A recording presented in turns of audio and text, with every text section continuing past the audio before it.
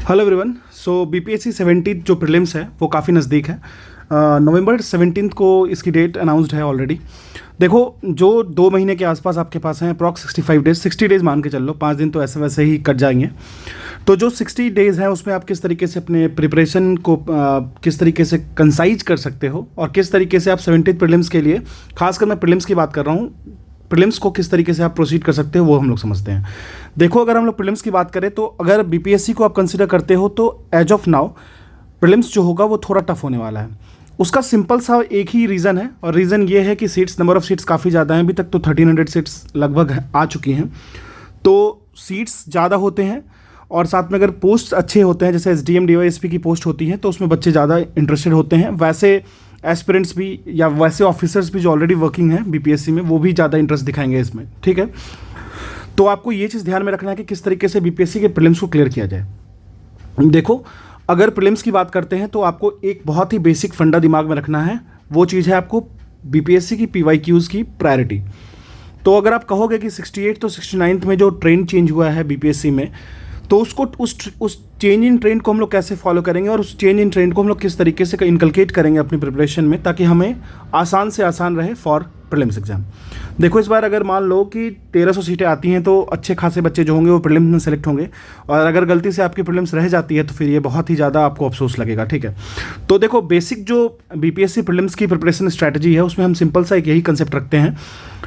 इससे पहले मैंने ऑलरेडी बीपीएससी की प्लेलिस्ट चेक करोगे 69 68 की, तो उसमें आपको मिल जाएंगे जो टॉपिक प्रायोरिटीज़ के होते हैं वो।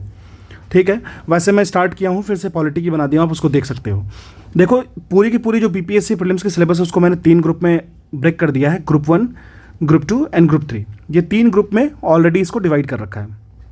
ग्रुप 1 जो होता है ना, ग्रुप 1 की अगर हम लोग बात कर लेंगे तो वो वैसे सब्जेक्ट्स हो जाएंगे जो कि आपको हर एग्जाम में, बीपीएससी के हर एग्जाम में, बीपीएससी नहीं, बीपीएससी कोई भी एग्जाम कंडक्ट करवाती है। ठीक है, बीपीएससी कोई भी एग्जाम कंडक्ट करवाती है, उसमें आपको ये जो पेपर होते हैं वो काफ़ी ज़्यादा कंटेंट को कैरी करते हैं। जैसे देख लो तो modern Indian history, general science या फिर साइंस एंड टेक, उसको ऐड कर दीजिए अब नए एग्जाम के पैटर्न से, और फिर बिहार स्पेशल।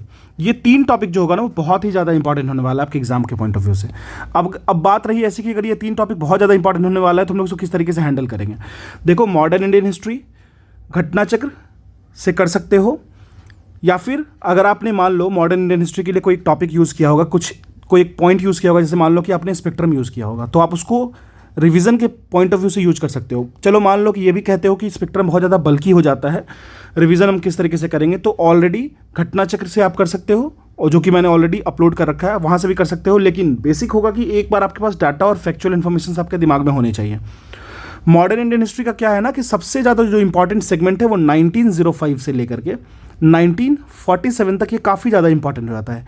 ये जो पोर्शन है ना वो बहुत ही ज़्यादा इंपॉर्टेंट हो जाता है। ठीक है, तो इसको किस तरीके से करोगे, बार बार इसकी फैक्चुअल इन्फॉर्मेशन को देखोगे। जब गांधी जी इंटर करते हैं इंडिया में, तब से लेकर के गांधी जी लास्ट 1948 तक, मतलब पूरा एक एक टॉपिक को आपको बहुत अच्छे तरीके से करना है, क्योंकि मेजॉरिटी ऑफ द सेगमेंट जो होगा वो आपको मॉडर्न इंडियन हिस्ट्री के इसी पार्ट से आएगा।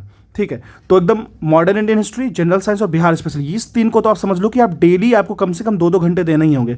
मतलब अगर मान लो आपने मॉडर्न इंडियन हिस्ट्री पे 1-1.5 घंटे दिया, जनरल साइंस पे, देखो आपकी जो बैकग्राउंड है या फिर आप जिस चीज़ में वीक फील करते हो उसको ज़्यादा टाइम देना, बाकी ये 3 सब्जेक्ट को आप डेली लेके चलो। ठीक है, modern Indian history, general science और बिहार स्पेशल, ये 3 को तो आपको ग्रुप 1 में लेके चलना होगा। ठीक है, तो ये 3 जो टॉपिक होते हैं वही बहुतों को बाहर करते हैं, बहुतों को अंदर करते हैं। लेकिन एक चीज़ ध्यान रखना, जब भी आप ग्रुप 1 के सब्जेक्ट्स को लेकर चल रहे हो, मॉडर्न इंडियन हिस्ट्री हो, जनरल साइंस हो, बिहार स्पेशल हो, या फिर ग्रुप 2 या ग्रुप 3 की सब्जेक्ट को लेकर चल रहे हो, लेकिन सबसे फॉरमोस्ट चीज़ आपको ध्यान रखना है कि करंट अफेयर मेरा कॉमन सेगमेंट है। करंट अफेयर मेरा ग्रुप 1 के साथ भी चलेगा, ग्रुप 2 के साथ भी चलेगा, ग्रुप 3 के साथ भी चलेगा। ठीक है, मैंने इसको प्रायोरिटी वाइज सेट कर रखा है, तो आप ग्रुप 1 के साथ, ग्रुप 2 के साथ, ग्रुप 3 के साथ भी सेट कर सकते हो। तो ग्रुप 1 में मॉडर्न, जनरल साइंस और बिहार को साथ साथ करोगे, फिर करंट अफेयर्स को सेगमेंटेशन में कॉमन रख लेना। मतलब इस तरीके से, जैसे ग्रुप 1 सब्जेक्ट चल रहा है तो उसमें भी करंट अफेयर रहेगा, ग्रुप 2 चल रहा है तो उसमें भी करंट अफेयर रहेगा, ग्रुप 3 चल रहा है तो उसमें भी करंट अफेयर रहेगा। ठीक है, तो अब देखो ग्रुप 2 की सब्जेक्ट को हम लोग देख लेते हैं। देखो, ग्रुप 2 की सब्जेक्ट को हम लोग देखेंगे ना, तो उसमें जियोग्राफी, देखो पिछली बार ना 18 क्वेश्चन आया था 69 में, जैसे मैंने देखा। तो एक काम करना, India and world physical geography को, इसको अच्छे तरीके से करना, क्योंकि 15 क्वेश्चन आप इस बार भी एक्सपेक्ट कर सकते हो इससे। 15 क्वेश्चन तो रहेगा ही रहेगा, ठीक है। इंडियन पॉलिटी देखो, अगर आप सिविल सर्विसेज की तैयारी कर रहे हो और इंडियन पॉलिटी आपका वीक है ना, तो आपको you need to work on that, क्योंकि इंडियन पॉलिटी एक ऐसी चीज़ें हैं जो आपको करंट अफेयर के सेगमेंट से ऐड करती हैं।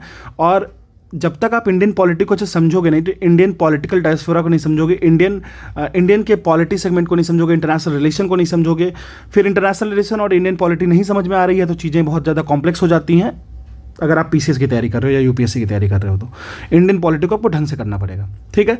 तो इंडियन पॉलिटी करने के लिए देखो, ऑलरेडी वैसे भी आपको पता है कि मैंने इसकी टॉपिक्स बता दी है, तो आप उस टॉपिक्स को रेफर करो, एक दीवार पे मतलब कहीं पे भी चिपका लो और उस टॉपिक्स को धीरे धीरे कट करो। आप हो सकता है लक्ष्मीकांत यूज कर सकते हो, उसकी समरी बुक यूज कर सकते हो, एनसीईआरटी की समरी बुक यूज कर सकते हो और एनसीईआरटी यूज कर सकते हो।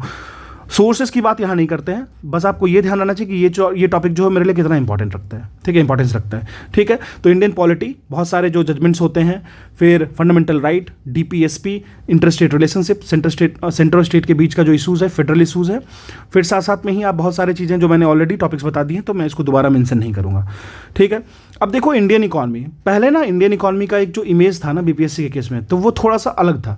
इंडियन इकॉनमी जैसे ही कहते थे हम लोग, तो वैसे हम लोग बात करते थे इकॉनमी सर्वे की, बजट की, और basic monetary policy, basic banking sector, और थोड़े बहुत अगर आप इधर उधर देख लो तो बेसिक चीज़ें, ठीक है, जैसे नेशनल इनकम हो गया, फिर जो कमिटीज़ हो गए, फिर 5 ईयर प्लान्स हो गए।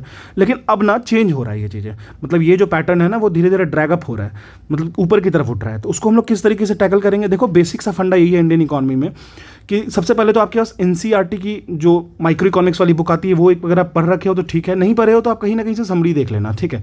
यूट्यूब पे तो इतना सारा चीज़ है यार, अगर आप उसको डाइवर्सली यूज़ करोगे तो बहुत ज़्यादा बेनिफिट हो जाएगा।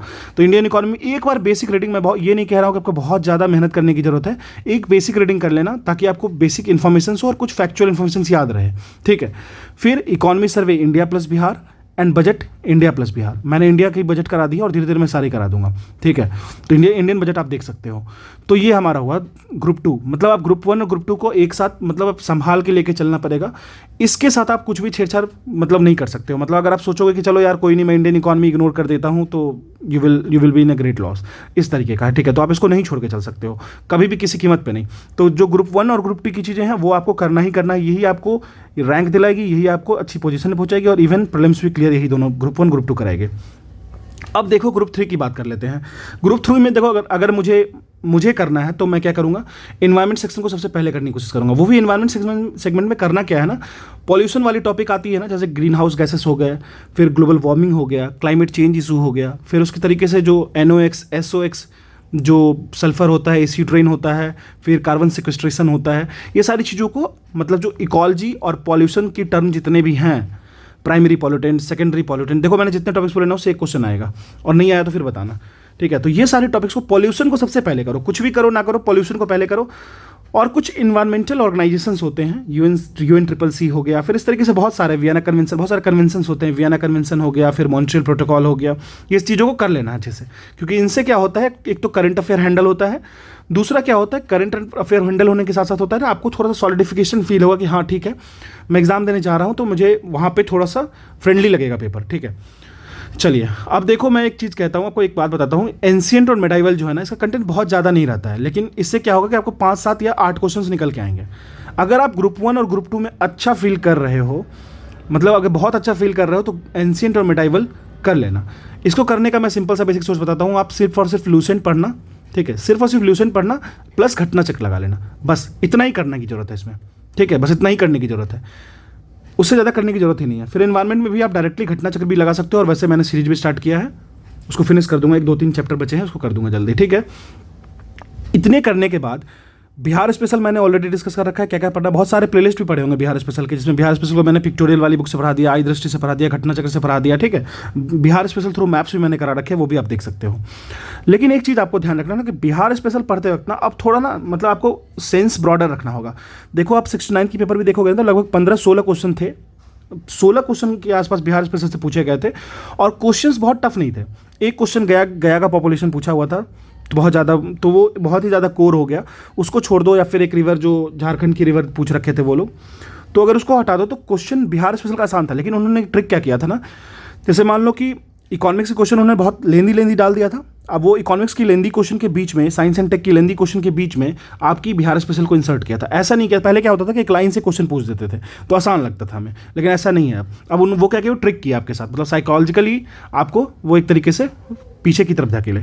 अब खुद देखो, आप जब आप क्वेश्चन देखे होगे, मैंने क्वेश्चन देखा 69 का, मतलब लगभग 70+ पेजेस के थे, तो आपको देख के ही साइकोलॉजिकली फील हो गया कि यार मैं तो एक्सपेक्ट कर रहा था कि वन लाइनर्स आएंगे, ये आएंगे, दिस आएंगे, दैट आएंगे। इसीलिए मैंने करंट अफेयर्स के लिए आपको विजनाइज की समरी की बात की थी, इसीलिए मैंने करंट अफेयर के लिए मंथली मैगजीन की बात की थी, और करंट अफेयर की स्ट्रैटेजी अभी पढ़ी है, वो भी आप देख के समझ सकते हो। अभी भी क्या सकता है, 2-2.5 महीने आप समरी तो कर ही सकते हो अच्छे से, तमीज़ से। देखो, मैंने ये भी बताया है कि आपको विजनाइज पे किस तरीके से पढ़ना है और आपको प्रीलिम्स ओरिएंटेशन में क्या क्या क्रेव आउट करना है, ठीक है, तो आप वो देख करके सीख सकते हो। अगर आप सीख ले रहे हो तो बस कुछ नहीं करना है, लास्ट के 6 मंथ की कर लेना है, लास्ट का 6 मंथ कर लोगे तो बहुत कॉन्फिडेंट फील करोगे, और साथ में वन लाइनर या तो स्पीडी रख लो या एडिटोरियल रख लो, ठीक है।